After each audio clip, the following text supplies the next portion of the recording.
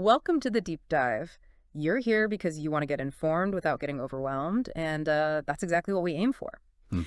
Today, we're tackling something I think affects pretty much everyone, our ability to focus and, remember things. Yeah, definitely. It feels like a constant battle sometimes. It really does.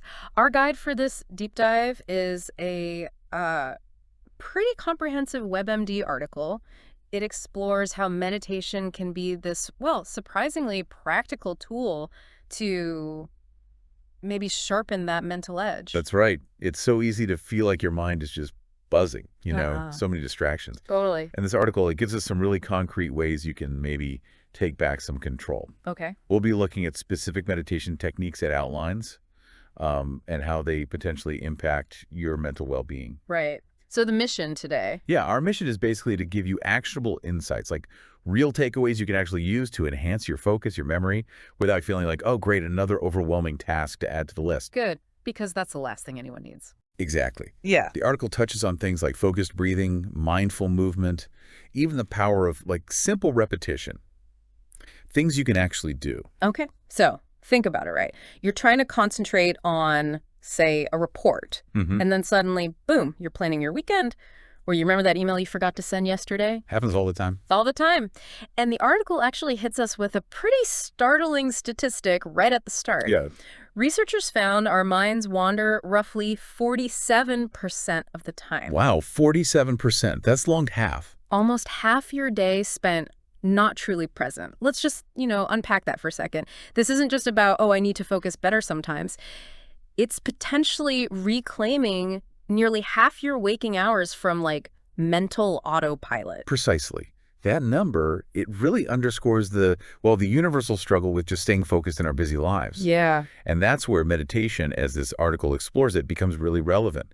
It's not about some, mystical, hard-to-grasp practice. It's presented as a set of techniques to gently guide your mind away from those constant diversions. Gently being the key word there, I imagine. Absolutely. The article really emphasizes it's not about stopping thoughts altogether, which, let's be honest, often feels impossible. Right, totally impossible sometimes. Yeah. It's more about developing an awareness, noticing when your mind has wandered off, and then learning how to gently redirect your attention back. It sounds like training a muscle, almost. That's a great analogy. You wouldn't expect to lift the heaviest weight on your first day at the gym, would you? Exactly. So this is about gradually training your brain. And the potential benefits, as the article lays them out, they're really compelling. Like what specifically? Well, we're talking about starting with a foundation of relaxation, which Mhm. can then lead to, tangible improvements, Mhm. better focus, better concentration, maybe a longer attention span, Okay. even the quality of your sleep. Plus, the article kind of hints at maybe a stronger immune system and greater psychological resilience, too. Wow. Okay. So it sounds like a pretty holistic upgrade for your well-being, potentially. It does seem that way. And what's particularly valuable, I think, are the specific focused meditation techniques the article then details. Focus meditation. Yeah, it makes this key distinction. Focused meditation, where you intentionally direct your attention to just one single point, like a sound, or your breath tends to be more effective for cultivating that mental clarity than just sort of trying to achieve a blank mind. Ah, okay. That makes sense. And apparently, at a neurological level, these focused practices actually help strengthen the neural pathways linked to attention control. Oh, interesting. So when you consistently practice directing your focus, you're literally rewiring your brain a bit to stay on task better. That makes a lot of sense. Yeah, trying to just not think about anything often just makes you think more, doesn't it? Exactly. It can feel really counterintuitive. So, what are some of these specific techniques? What does the article highlight as being particularly useful for building this focused attention? Okay, so the first one they really delve into is breath and focus.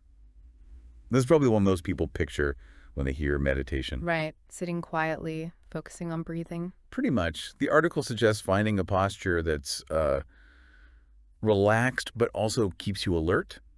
Sitting is common, but you could lie down, just, try not to fall asleep. Good tip. Yeah. And you can close your eyes gently or just sort of soften your gaze, maybe look downwards.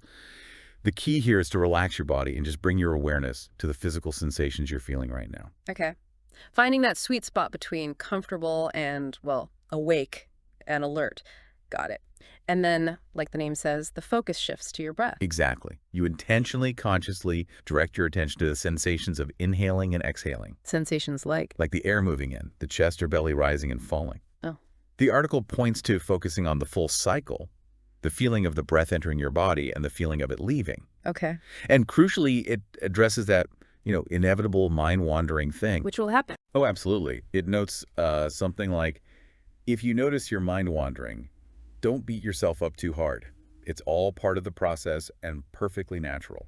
That's a really important message, I think, because that self-criticism can be such a huge distraction itself. It really can. The moment you start mentally scolding yourself for not meditating, right, Yeah, you've just added another layer of distraction, haven't you? exactly. So, as the article suggests, it's about gently but firmly redirecting, bring the attention back to the breath, like hitting a little mental reset button. A gentle reset. Yeah. And it wraps up that technique by recommending 3 deep breaths at the end. Oh, that sounds like a nice, clear way to signal, okay, I'm done with this session now. Yeah, it provides a simple structure, Yeah, which can be incredibly helpful, especially if you're just starting out. definitely.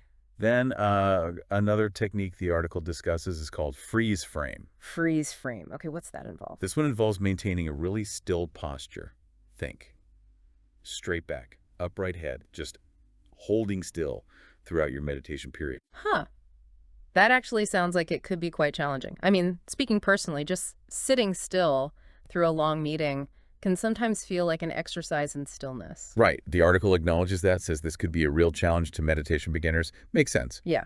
But it also points out that with practice, with consistent effort, you start to develop a greater awareness of your posture, how to hold it, how to adjust it subtly. Okay. And this heightened physical awareness, it isn't just about sitting straight. The idea is it translates into an increased ability to notice when your mind starts to drift off. Ah, I see. So the physical stillness helps you notice the mental movement faster. Kind of. Hmm. Makes it easier to gently bring your attention back again. It's about building that connection between your physical state and your mental focus. Okay. Yeah, I can see how that focused physical stillness could create a different kind of mental presence. Interesting. What other tools does this WebMD article give us? What's in the meditation toolkit? Next up, the article introduces reciting mantras. Mantras, okay. Yeah, this involves the repetition of a specific word or maybe a short phrase. Hmm. The article explains that mantras have this potential to, and I quote, stamp positivity into the consciousness. Stamp positivity. I like that phrasing. Me too. Yeah. It presents this as a pretty foundational method for improving focus and concentration because it gives your mind a specific anchor, something clear to hold on to. So it's almost like giving your mind a, I don't know, a positive soundtrack to play on repeat instead of letting it get hijacked by all those random thoughts and worries. That's a good way to put it, yeah. Hmm. The example the article provides is breathing out, I am stress-free. Simple. Breathing out, I am stress-free. That's concise, but yeah, potentially quite powerful if you repeat it. It is. And that repetitive nature of a mantra can be surprisingly grounding for your attention. It just keeps bringing you back. I can imagine. Then the article moves on to a technique that might appeal more to people who find sitting still really difficult. It's called walking meditation. Oh, walking meditation. That sounds intriguing. Because yeah, sometimes the act of just sitting still feels like the biggest hurdle. Exactly. For some Yeah. people, it really is. So the article describes walking meditation as another effective approach for cultivating that focused awareness. How does that work? What are you focusing on? Here, the main focus shifts to the physical sensations of walking. Okay. The feeling of your feet and legs moving, the sensation of your feet making contact with the ground step after step. Oh, right. It actually draws a nice parallel to the focused awareness of breathing.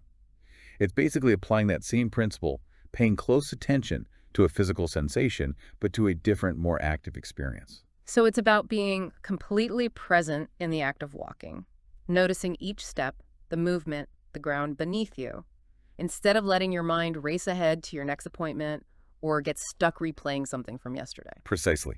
It's another way to stay grounded right here in the present moment, using the motion itself as the anchor. That makes a lot of sense. Okay, so for listeners thinking, all right, this all sounds good, maybe interesting, but how do I actually get started? And more importantly, how do I stick with it? Does the article offer practical tips for that? For actually building a practice? Yes, it definitely does. And the first piece of advice is, well, it's absolutely key. Give it time. Patience. Patience is huge. The article really emphasizes that seeing the benefits, feeling the effects, it requires consistent practice over time. It's not instant. Right. And it specifically cautions against pushing for perfection right away. Mm. Don't try to be the perfect meditator on day one. Because that could backfire. Totally. It can Yeah. ironically lead to more stress, the very thing you might be trying to reduce by meditating in the first place. That's such an important point. Yeah. It's easy to get discouraged if you don't feel instantly zen after like 2 tries. Exactly. So it's a gradual process, not an instant fix. Remember that. Good advice. What's another key piece of guidance the article offers for getting started? Use shorter sessions. This is Yeah. really practical. The article wisely advises beginners, hey, don't compare yourself or your first attempts to people who've been meditating for years and maybe sit for an hour. Right. Avoid the comparison trap. Yeah. It suggests starting small, even just a few minutes, 5 minutes maybe, and then gradually increase the length as you get more comfortable as it feels right for you. Okay. It's all about slowly building that mental stamina, that focus muscle we talked about. That makes perfect sense. Start small, build momentum, don't bite off more than you can chew right at the beginning. Avoid feeling overwhelmed. Exactly. And the final practical tip the article highlights is all about timing. Choose the time that suits you best. So there's no single right time to meditate. Nope. It really underscores the flexibility here. The article points out, look, meditating in the morning might help you start your day feeling clearer, more focused. Like setting the tone. Right. Or practicing in the evening could be a really valuable tool for relaxation, for winding down before sleep. It really emphasizes there's no one-size-fits-all answer. It's about finding what actually integrates best into your individual routine, your lifestyle, what works for you. So whether you're an early bird or a night owl, there's likely a little slot somewhere you could potentially weave in a few moments of meditation. Probably, yeah. Even a few minutes can start to make a difference over time. And just to kind of bring it all together, because we've covered quite a few different techniques and tips, the article does circle back, right, to reiterate the core benefits we're talking about here for focus. Yes, absolutely. It reminds us of the potential gains, things like stress reduction, increased self-awareness, and ultimately the improved memory and concentration that can come from that. All potentially stemming from just taking a few moments to consciously turn inward and pay attention. hmm And it's important for people to know this information isn't just, someone's opinion. Right, the source. Yeah, the WebMD article itself, it was medically reviewed by a doctor, Dr. Carol Drisarkishan, and it draws on a pretty wide range of reputable sources. Well, it mentions places like Columbia University, Harvard Health Publishing, the Mayo Clinic, and references research from places like the Greater Good Science Center, Mindful, MindWorks, ResearchGate, looking at mindfulness and mantra meditation specifically. Okay, so it's grounded in research and expert perspectives from well-known institutions. That's the picture it paints, yes. Solid backing for these ideas. So the next time you find your mind feeling, I don't know, scattered, like you got a dozen different tabs open in your brain. We've all been there. Yeah. Maybe taking just a few moments for some focused breathing or trying that mindful walk or even just a brief mantra repetition. Maybe that could be just the thing to help regain some mental order, some clarity. Absolutely.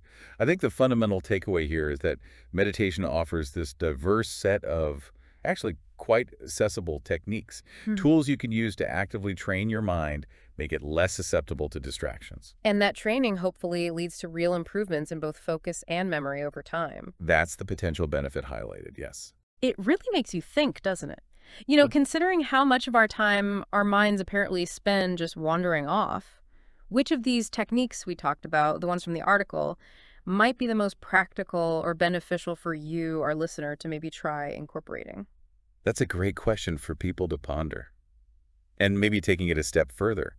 If our minds are indeed wandering almost half the time, like that research suggests, Yeah. it kind of prompts a broader question, doesn't it? Beyond just focus and memory, what other areas of your life could potentially see some significant positive change just by bringing a bit more intentional, focused awareness to your experiences day to day? That's a really interesting thought to leave people with. What else benefits when we're truly present? Lots to consider there.